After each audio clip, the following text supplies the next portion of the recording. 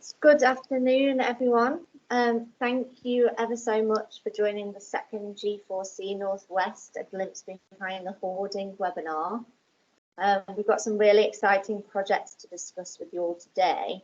But before I pass you over to our lovely presenters, I just want to give you an overview of G4C and what we stand for. So G4C, or Generation for Change, provides a voice for the young professionals in the built environment.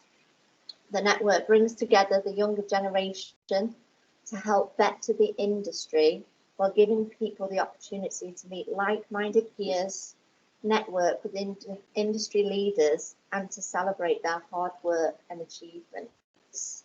If you are interested in getting involved, please visit the website g4c.org.uk, where you'll find more information on how to do so.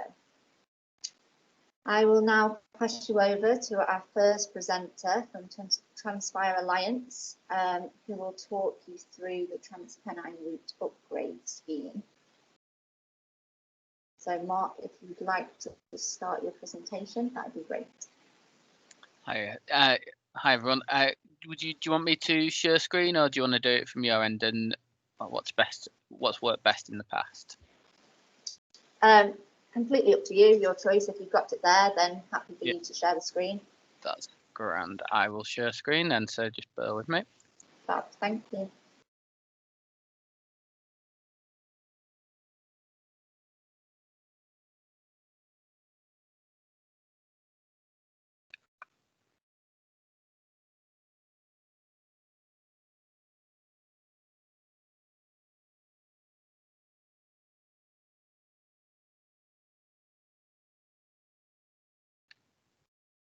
Hopefully you can see this. Yeah, we can see it, Mark. Fab, thanks very much. So I think got about 15 minutes, and which is just going to take you through a little bit about the West of Leeds Transpire Alliance, what it actually is, a bit about myself and my background, and when talking about the alliance, sort of what we're doing, what it's made up of, who's in it, what are our biggest challenges, and I suppose what do we hope to achieve as well. So as we go through it, I'll take questions at the end. Please feel free to have a think and ask away when we get to the end. Otherwise, it makes it quite a one-way street. So in terms of me, a bit about me. So I'm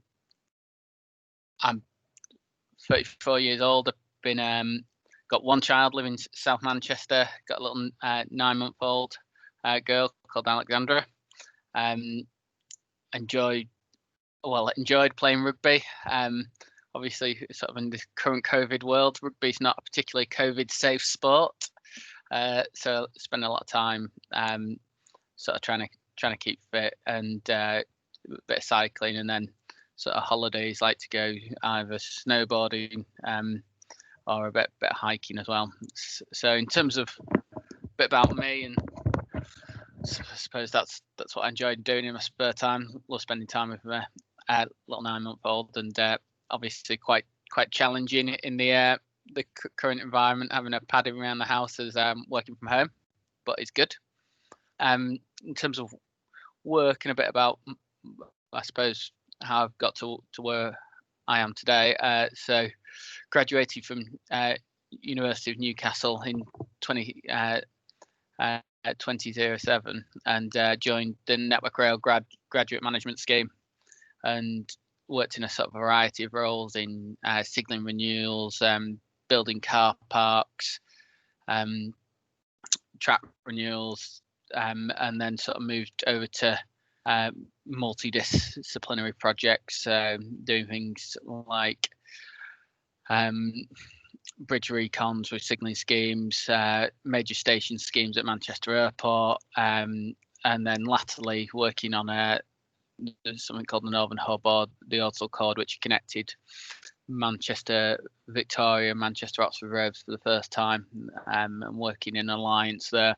And that commissioned probably about 2-3 years ago, 2017 I think it was, and that was a sort of working on a big sort of discipline project.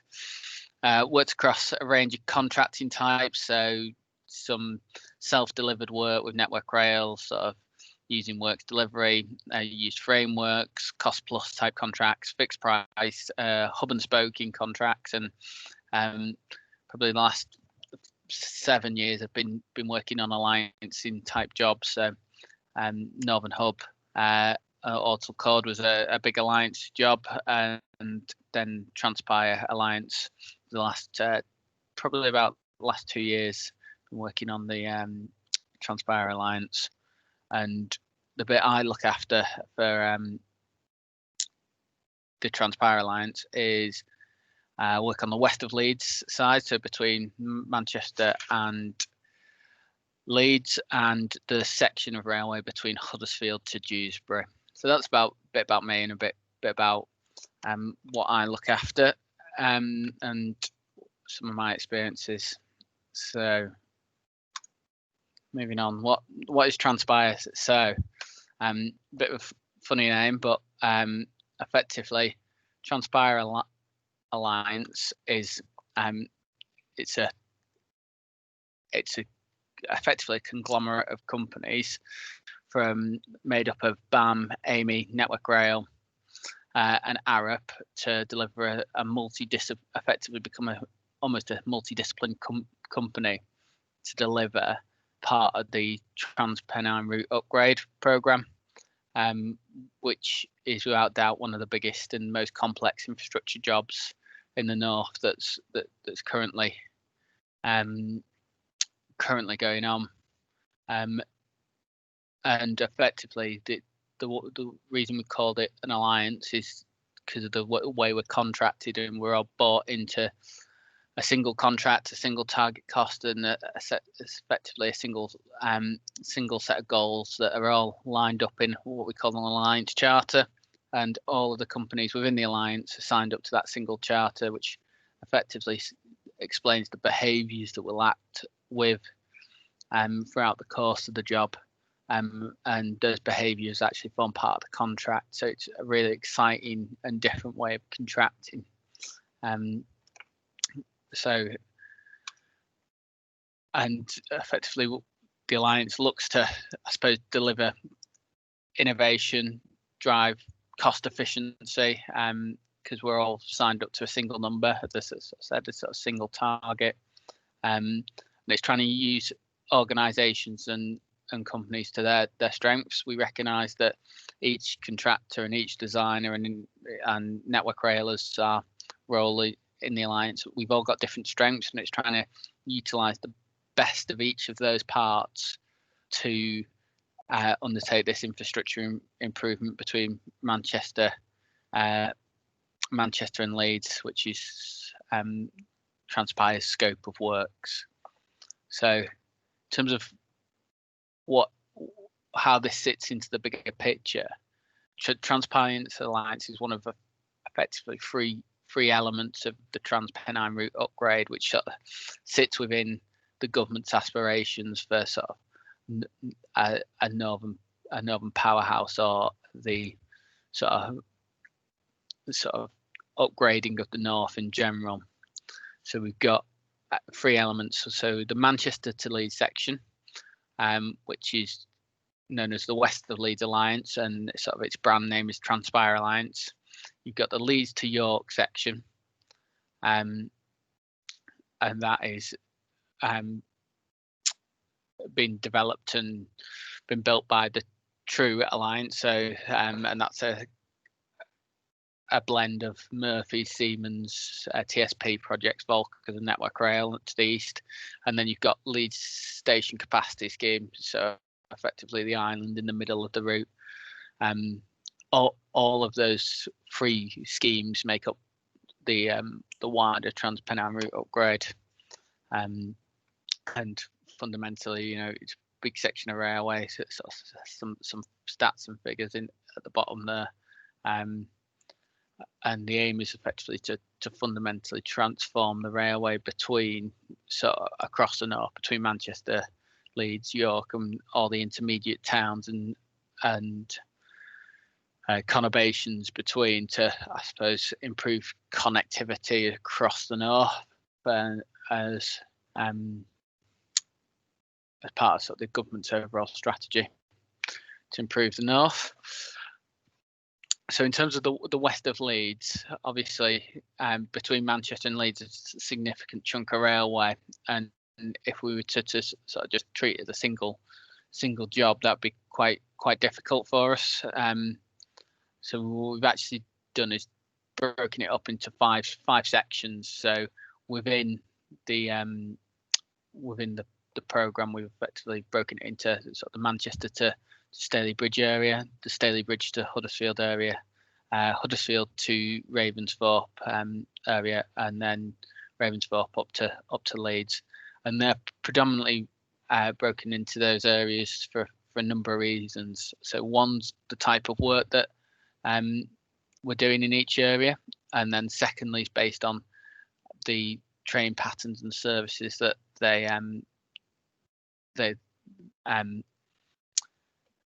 operate on a daily basis, and also how we take possession of those areas as well, so that we can always keep people running into cities when we're taking possessions, and we're not taking out the whole route at any one time. So it fits quite well. So just take you through a bit about what we're doing in each area. So just another visual of the route and how it works. So for the W1 area, which is Manchester Victoria up to Staley Bridge, the aim is to electrify it, and also to provide line speed improvements throughout this area, so we can increase line speed, get trains going faster and closer together through this area, so it'll be re-signalled as well. Then from Staley Bridge up to Huddersfield, we call this area 2. So there's capacity works at Staley Bridge to improve the layout of the track at Staley Bridge, and then between Staley Bridge and Huddersfield, there's a development work ongoing to decide on what the best course of action here is, whether it's to just provide journey time improvements, or whether we're also going to provide electrification in this area as well. So there's ongoing development at the moment between Staley Bridge and Huddersfield.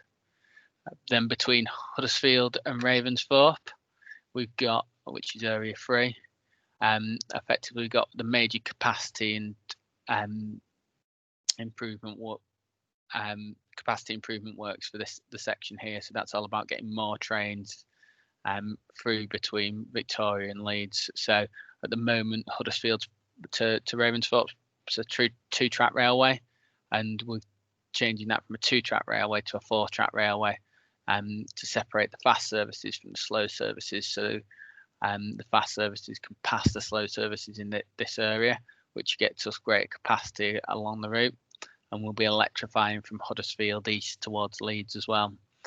And then from Ravensthorpe up towards Leeds, principally a line speed improvement scheme with electrification. So providing electrification per hour, and then improving the signalling infrastructure, and then in strategic locations providing new infrastructure to get higher line speeds as well. So a lot of work going on for the route.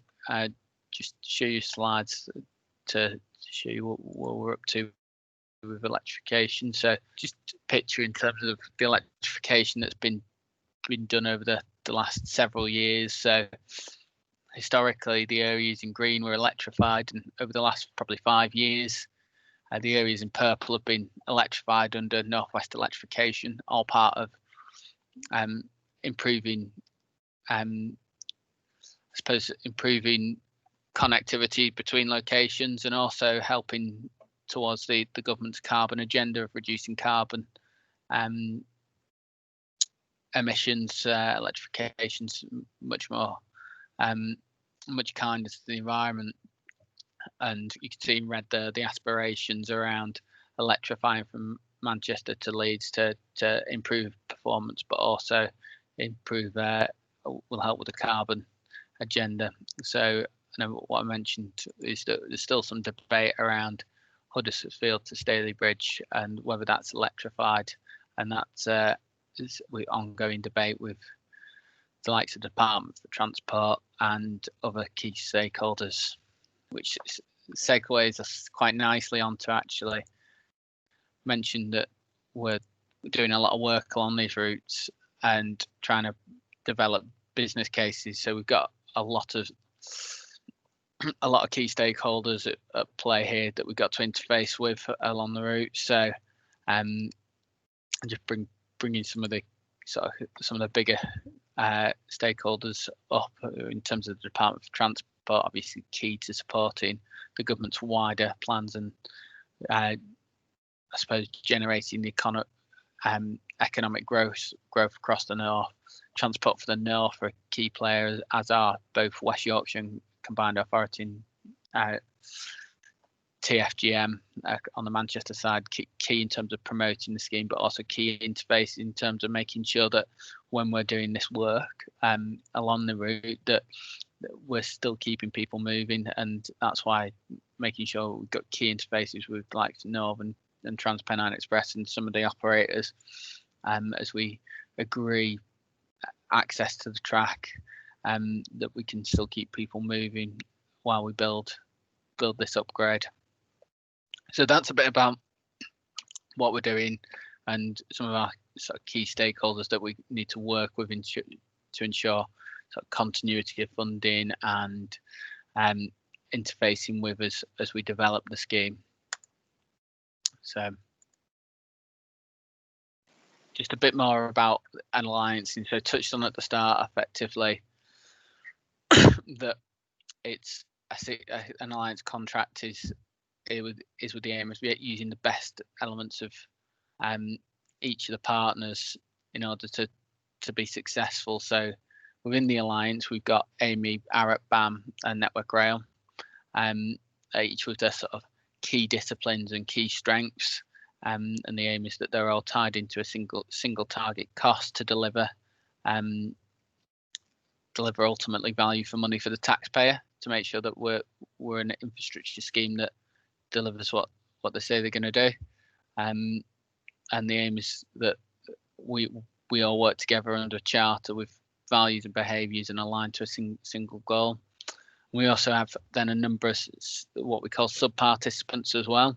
Recognise that to do a scheme of this size and a major upgrade between Manchester and Leeds, we need a number of participants to help us, because we recognise that we're not the experts in everything. So just a suite of people that organisations we're working with that bring their own specialties, and just shows how far, when we're building major infrastructure schemes, that actually it goes down the supply chain, and we're relying on a massive supply chain in order to deliver the infrastructure required for these major upgrades. So I suppose one of the next questions you might have is sort of why do all of this? So why provide a major change to the infrastructure? Why create so much disruption? And effectively, the aim's to generate economic growth across the north, and fundamentally, I suppose, get people from A to B faster and the improved connectivity. So for anyone that's been in the north and travelled on a train, you might recognise the picture at the top. So the classic pacer stock that's been sort of running around the network for a long time, and the aim is to move to effectively longer stock with more seats that gets you from from Manchester to Leeds and the intermediate towns quicker. So effectively providing more seats per hour, which ultimately helps generate an economic business case and moves people around the country to their places of work and to either holidays or seeing friends, family, etc. So it's about almost a modal shift in how we move across the north. So obviously, to do that, we've seen likes of Transpennine bring in new rolling stock across the network, and same with Northern with their new rolling stock. In terms of actual what that looks like for the Transpennine route, in December last year, the timetable looked something like this in terms of the number of stocks on a length of services that you had running between Manchester and Leeds. So you had a number of sort of shorter services running across the network, and with the changes that we're planning to make as part of the Transpennine route upgrade, it effectively allows you to go to a service spec that looks more like this. So you've effectively got more longer trains, so we'll be improving stations at the likes of Huddersfield and Ravensthorpe to accommodate bigger, longer trains. We'll have the ability to run bimodal and electrified trains between the locations, so you get improved acceleration and deceleration of those services and quicker line speeds. And then also you've got more of these into town stopping services that can really shift people between locations. So in terms of numbers, effectively what we're looking at is a growth of effectively up by a third, so of what we had in terms of capacity from 2019 to at the point we commissioned, we're going from sort of 2,000 seats an hour to 3,000 seats an hour, which is a massive change in the ability to shift people around the north. Some more stats there in terms of, mentioned before about driving journey time down, so looking to get down from 49 minutes to 42 minutes, obviously improving journey times between Manchester and Leeds through electrification, and also the improvement to associated rail and civil infrastructure to allow for those higher speeds throughout. So that's a bit about, I suppose, the why. Why would you do all this work? So obviously with any major infrastructure scheme, there are a number of challenges, and I think just to touch on a few here, that obviously working across the Pennines is going to be massively challenging for us. Effectively, the large chunks of the railway sort of weaves and winds its way across the valley sides as we go across the Pennines, and the railway in the most part sits on the valley side. So on one side you're often on have an embankment, and on the other side a cutting, so it's going to be massively challenging in terms of that perspective. Whether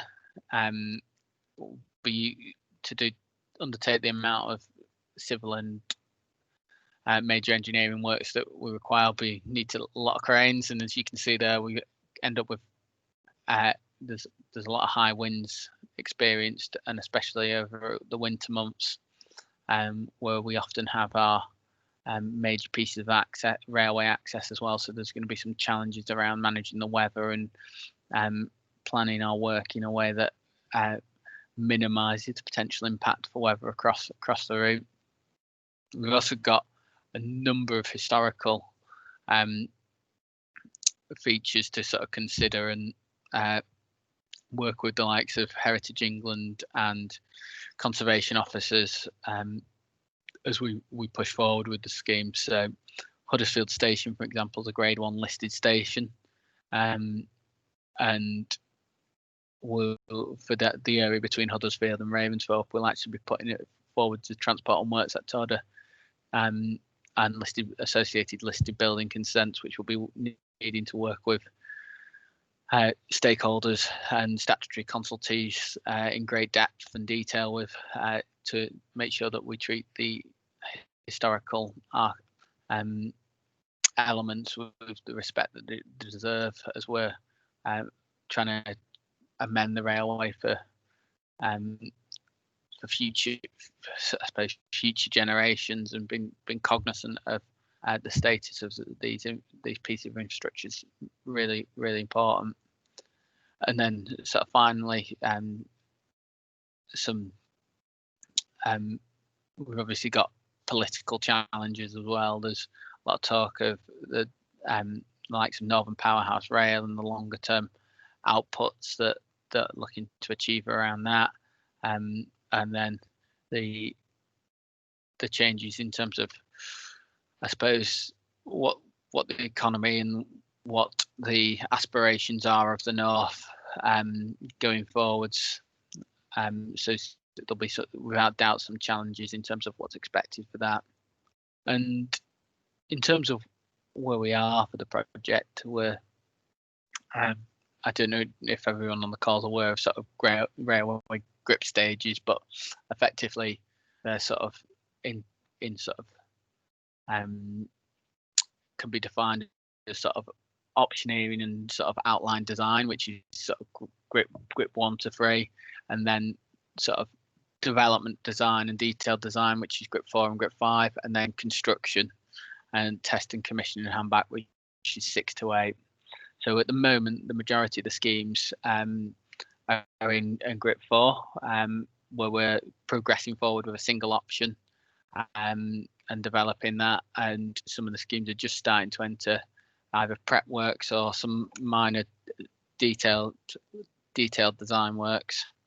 The area between Staley Bridge and Huddersfield has gone back into option selection, working with the Department for Transport and other key stakeholders to work out what the best thing to do is between Staley Bridge and Huddersfield with regards to electrification.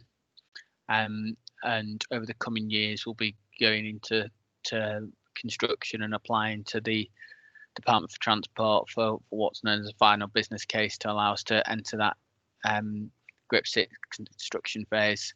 So really exciting times ahead as we progress the project forward into that sort of those more detailed design phases and construction phases. And I thought it'd be just interesting to finish on sort of what we're doing in order to sort of keep people moving.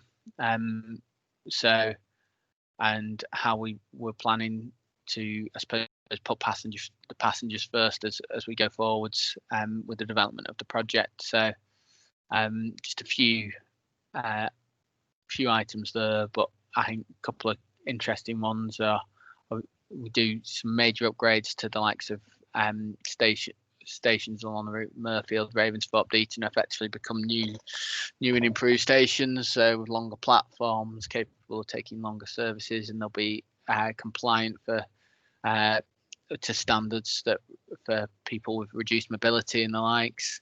We're doing work with some universities around comfort modelling to make sure that when you get the train, it's not like a roller coaster, and that your tea doesn't fly off your table or your laptop. So making sure that the ride quality is good and people can sort of work and enjoy their service between Manchester and Leeds. So it's some real innovation there in looking at the route there, something that's not necessarily been done a great deal in the past, and also working with, obviously touched on before, working with the operators and making sure that we avoid key events, but also understand what people use the route for. There's obviously Huddersfield, Manchester and Leeds have all got universities, and it's a key route for vacation traffic as well as commuters. So understanding how the route's used and by whom is really important as we put together a plan with our key stakeholders about how we're going to upgrade and build this. So absolutely key in the forefront of the mind is making sure that we build a plan that works for not just the alliance and their partners, but also the wider industry and the people that it serves. So they were the key things that I thought would be useful to touch on today. I hope that's been useful and interesting, and I'd just like to invite any questions. Thanks so much, Mark. The need for better transport connectivity in the north is always a hot topic, so It's really interesting to understand the works that are happening in further detail. If there are any questions, we'll just do this at the end of the presentations, if that's okay. Because we're now going to move across to our second presentation of the day. So I'm going to pass you over to Natalie at WSP, who's going to discuss the HS2 Phase 2 project. Thank you. Okay, I'll just share my screen now.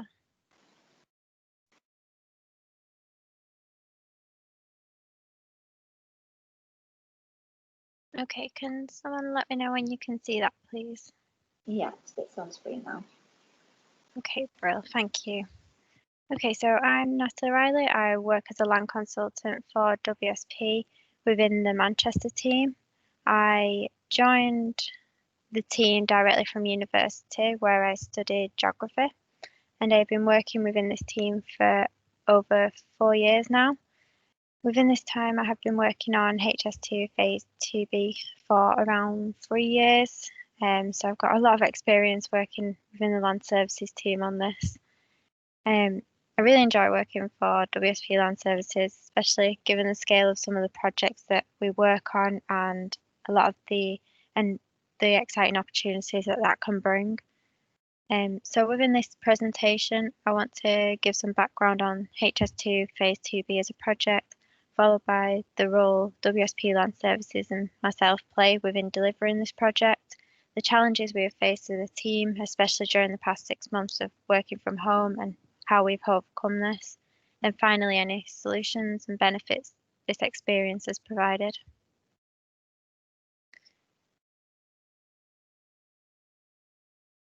Okay, so HS2 is a hybrid bill, which is a set of proposals for introducing new laws or changing existing ones. Hybrid bills can be quite rare. They are generally used to secure powers to construct and operate major infrastructure projects of national importance. The project is a government scheme, therefore the funding is provided by the government as well. So I think majority of people are aware of HS2 as a project, but I've put some details here. So it's a new high-speed rail network for the UK consisting of Phase 1, Phase 2A and Phase 2B. The contracts that I have had experience working on are Phase 2A and Phase 2B. There are 2 sections of Phase 2B. There's one that extends on the eastern leg from West Midlands to Leeds, and then the western leg is from Crewe to Manchester. I'm going to concentrate on the Crewe to Manchester western leg today in terms of benefits, as I feel like these will be more relevant for majority of us. On the page there as well, you can see the different routes that are detailed there. So majority of the work that we've done on land services so far has been from Crewe to Manchester, and it extends up to Manchester Piccadilly and has a stop at Manchester Airport.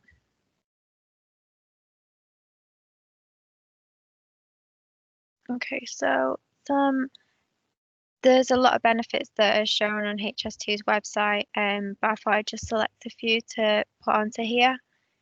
That I think, to be honest, are probably some of my favourite benefits of the scheme and for the Northwest as well. So I think one of the major benefits for people, and as Mark has just said, like the increased connectivity for the Northwest, I think HS2 will definitely be increasing that connectivity, and especially with the work opportunities as well as opportunities to for holidays and exploring different places across the UK. This opens that opportunity for a lot of people. In terms of work opportunities, it's decreasing the commuting times. For example, from Manchester Piccadilly to London, the current travelling time is 127 minutes, whereas with HS2, this travelling time is cut to 67 minutes.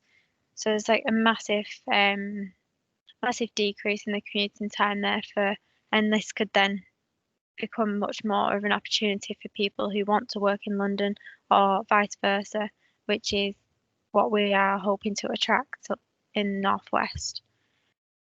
So that allows people to travel a lot easier to Manchester, not just for work, but for the experience and visiting Manchester as well as a city.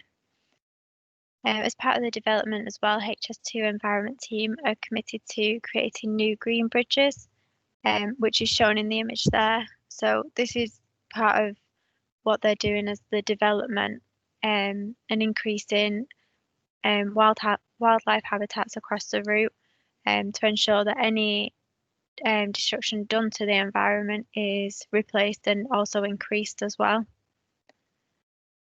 Capacity is a big one as well, so they're reducing overcrowding on existing railway services by taking passengers off the existing railways and having them on the high-speed rail.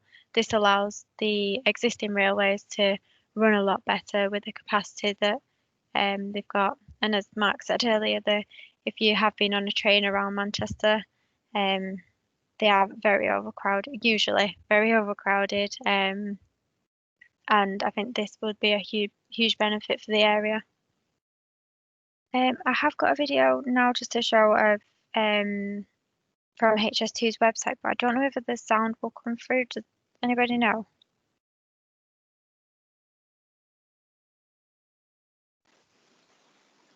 Just give it a go. We'll see if it works first, and if not, we can just circulate it with the video recording of the presentation so everyone gets to see it. That's brilliant, thank you. Just give me a minute.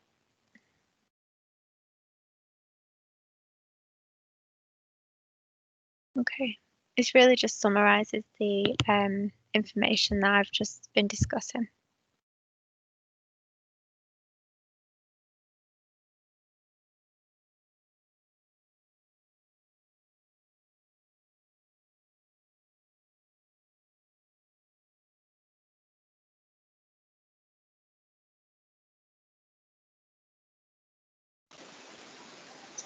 I'm not sure if that's meant to be playing naturally, but I don't think anything's coming through. Oh, okay. Are you not able to see any video? No, it's still just a presentation. Okay, just give me a minute.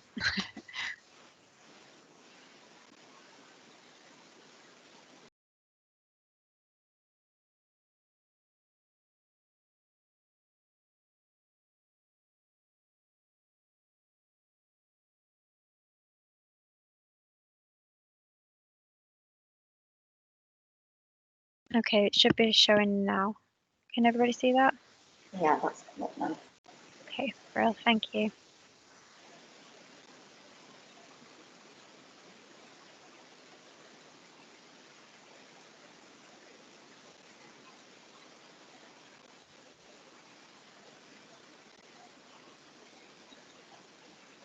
There is no sound to it.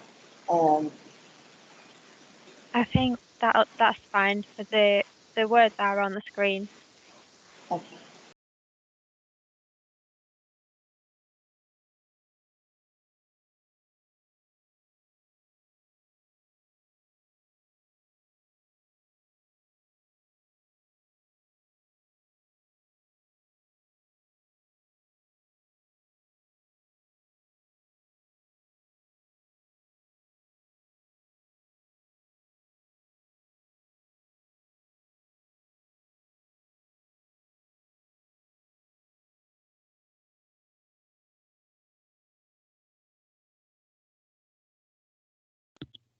Okay, I'll stop that there, just so I can carry on with the rest of my presentation, but I have got the link in the presentation so everybody can revisit that.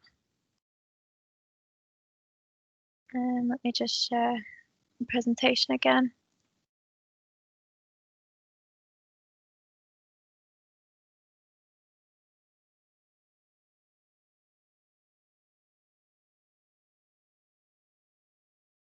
Okay, so this is another benefit for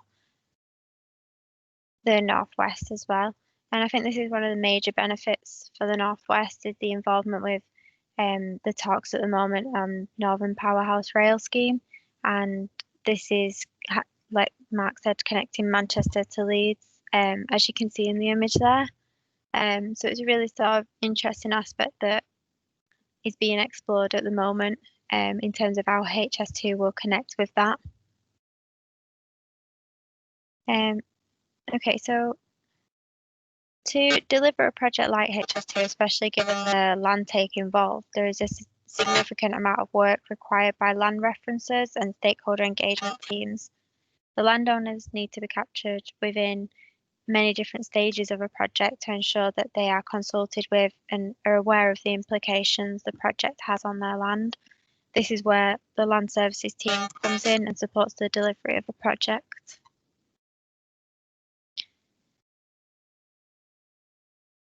So again, I've got another video there, which is our latest land services sort of marketing video. If you want to take a look at that after, then please feel free to do so.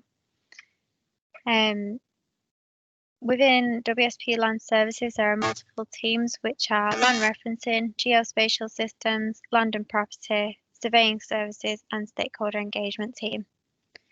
My role has consisted mainly of land referencing work, but also helped out on stakeholder engagement. Firstly, for land referencing, our starting point of a project like HS2 is to be issued with the route design limits as a shapefile. Then we work with the GIS team to have the route design displayed for land references on ArcGIS. If anyone's not familiar with ArcGIS, it's a mapping system that other people can use as well. It's the service that's provided, and we use this to map out different routes for major infrastructure projects. This allows us to visually then see the route and the land impacts. And based on the route design, the GIS team create land parcels from National Polygon Service that illustrates the land holdings that are within the spatial limits of the route design. We then have the land parcel numbers input into our database.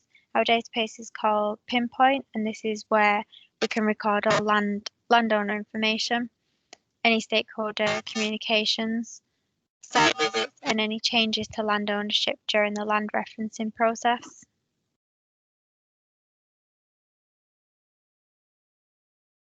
Okay, so there are two types of land referencing, contact and non-contact. Initially, we begin the non-contact referencing to gather as much information about the land parcel through desktop research from multiple sources. Some of these are land registry data, National Polygon Service, and Companies House. We then conduct contact referencing and issue land interest questionnaires, which we know as LIQs, that pose a number of different questions to the landowners regarding specific land parcels that were identified from the non-contact referencing. Following the LIQs being issued, we then carry out further contact referencing through site visits, phone calls, and emails. All information collected through non-contact and contact referencing is recorded within our database Pinpoint. The purpose of this data collection is to ensure that all relevant landowners are contacted throughout the process, whether that be for access or acquisitions. This information allows us to keep landowners up to date with information regarding any developments. Our final output for the land referencing process is a book of reference, and this is to list all the land directly affected by the HS2 Phase 2B scheme, and it'll detail all the landowners and their interests within the land. So for land access, this is for HS2's environmental impact assessment, as they're required to show that ecology surveys have been carried out on the land that is affected by the scheme. Therefore, if we use the spatial limits to determine the land parcels that are affected and then combine this with the land registry data, we can establish a mailing list of landowners, like freeholders, leaseholders, tenants and occupiers, and then we issue them with what we call an early access agreement. So this document is a non-intrusive ecology survey, and if agreed to by the landowner, this will allow for ecologists to conduct intrusive surveys across that specific land parcel. The ecology survey is scoping the land to assess the potential environmental impacts of HS2 for existing habitats. The access agreement is then in place for 2 years, allowing for the ecologist to have repeated visits to the land within this time period, if required. Sometimes it's not always required. It depends what the findings are and whether they need to do further surveys. Within my role as a land referencer, the land access process starts by gathering the information supplied by the spatial data and land registry title documents. Once we have a mailing list, we then produce the documents and issue these via post. Following this, we aim to get a response, whether this is the landowner agreeing or refusing to the land access. To ensure we do get a response, we initially carry out site visits to the addresses. And I think this process really allows us to understand the land holding more clearly and identify any occupiers, tenants that are not recorded within the land registry data. But I think it's more important as well to get out on site and speak to the landowners. And if they do have any questions, then we can answer them there and then. But if it's questions that we just don't know as a team about the HS2 scheme, then we can point them in the right direction. And I think that being out on site, it really does help us get that sort of interaction with the stakeholders. So stakeholder engagement. Our stakeholder engagement role is an important role of the process as HS2 hold consultation and information events. You may have seen some of these advertised. We've had a number of those in and around Manchester and also for the Leeds route as well. These events are for the general public to engage with HS2 staff and their contractors to find out more information regarding the overall scheme and also localised information to have a greater insight into how the scheme will affect them individually. The consultation events allow for responses to be submitted as well. So they have documents out on tables where you can submit a response to HS2, and each response has to be looked at by HS2 staff. So WSP's stakeholder engagement team play a role within these events by having a couple of staff attend each event to be able to discuss any of the documents issued, so the LIQ or the early access agreement. And it's also an opportunity to speak with any landowners we have previously engaged with. I found that if you'd spoken to someone before and they turned up at an event, it was a familiar face for them, and it allowed you to really help them understand what they needed from that event and answer any of their queries that they had. Within my role, I attended many information and consultation events for HS2 for Manchester and Leeds. I found the events to be quite beneficial for my role as it allows for you to speak with people from different backgrounds within the HS2 team. For example, the events usually have a mixture of engineers, Department for Transport, Environment team. Therefore, it's a great opportunity to learn more about the scheme and how everyone's work is brought together to deliver HS2 as a project. I think there's that many, sometimes because the size of the scheme, that many people involved, it's hard to sort of see how your team fits into that role.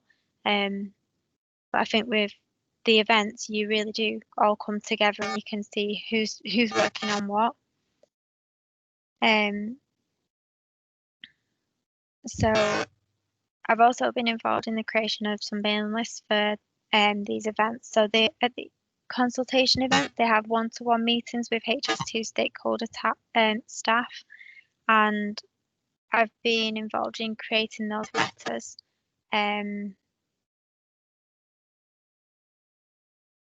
So yeah, that was everything on the events.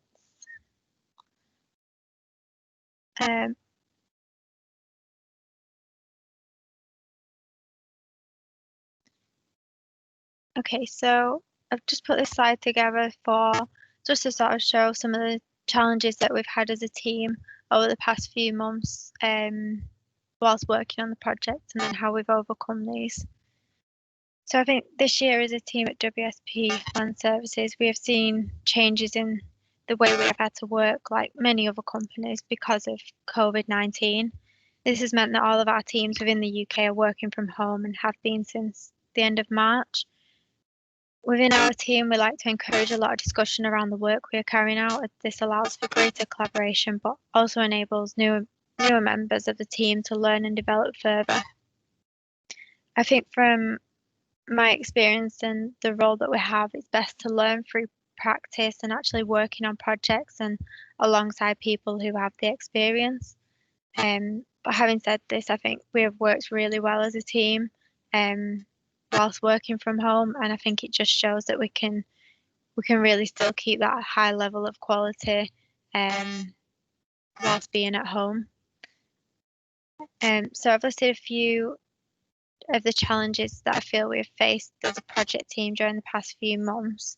So as I've mentioned, site visits are a key aspect of our role, and obviously over the past few months we haven't been able to go out on site. We've gradually started those back up now, but I think the timing of it didn't mean that it was too much of a challenge for us. We was probably we weren't in the middle of delivering anything so that we needed to be out on site constantly, whereas previously we've had like site notice monitoring, which is where we go out on site and we're constantly monitoring site notices that we've put out on land, and there's like a requirement for us to do that daily and then weekly as well. So thankfully we haven't had to, that hasn't been disrupted over the past 6 months. I'd say a lot of our meetings as well we have over Skype and Microsoft Teams, so it's been quite easy to just continue with that. I think like everyone, we have sort of missed some of the face-to-face meetings, and hopefully we'll be able to bring those back increasingly over the next couple of months. So we've overcome these challenges, and in some cases have even seen benefits. For example, people working from home, the people's productivity have remained high and the quality of work is maintained. And I think from conversations with people, we've recognised that people's well-being is greater as they're finding they have more time to themselves due to no commute into the office. And I do believe that will shape how we work as a project team in the future. Just there as well, working with a client such as HS2, we'd like to ensure that we've got shared project logs, that kind of thing, just to make sure that we are keeping in contact with them and ensuring that we're up to date on any deliverables. So that's everything from me, but if anyone has any questions, then I'm happy to answer them. Thank you. Thanks so much, Natalie. Again, really interesting project that, as you said, I'm sure everyone is aware of HS2, but I don't believe they'd be aware of the real benefits and the work that goes into a project of that scale. So really interesting, thank you very much. I'm just conscious of time on questions. So unless anyone has any real burning questions, can I suggest that you contact one of the G4C team after we've circulated the presentation link, and we will make sure that we get a response to any questions you may have. So that's it for today. Just want to say thank you again to our presenters, Transpire Alliance and WSP, and a thank you to everyone that's joined the call today. I hope you found it as interesting as I did. Like I said, this webinar has been recorded, so we will circulate it to you all, so you have the opportunity to revisit the presentations if you wish. Next week, we've got another 2 exciting projects. So there will be Kier Construction presenting their first Light Pavilion Visitor Centre, and there will be WSP presenting the Transpennine Upgrade Land Quality and Assessment Facility. Thank you all again, and I hope you have a lovely afternoon. See you soon.